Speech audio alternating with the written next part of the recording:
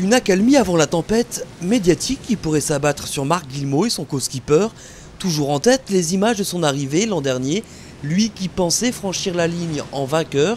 Dans les dernières heures, il avait vu Michel Desjoyaux le doubler d'un souffle. Aujourd'hui, l'appréhension a laissé place à une certaine sérénité.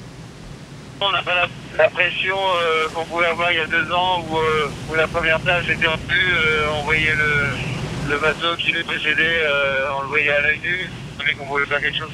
Là, il semblerait un second une distance suffisamment respectable pour pouvoir effectuer cette dernière partie du parcours avec sérénité. C'est donc la dernière chevauchée. Après 15 jours de course, après 4700 milles pour relier Le Havre à Puerto Limón, Safran devrait pointer son étrave ce mardi entre 6h et 11h du matin. L'ivresse de la victoire est au bout, toute proche. À l'inverse d'il y a 2 ans, où les leaders s'étaient succédés, cette année, Marc Guillemot a éclaboussé de toute sa classe le reste de la flotte. Leader depuis plus de 9 jours, il tient peut-être là sa revanche. Incroyable scénario d'une flotte disparaissant en partie des écrans de contrôle à seulement quelques encablures de l'arrivée.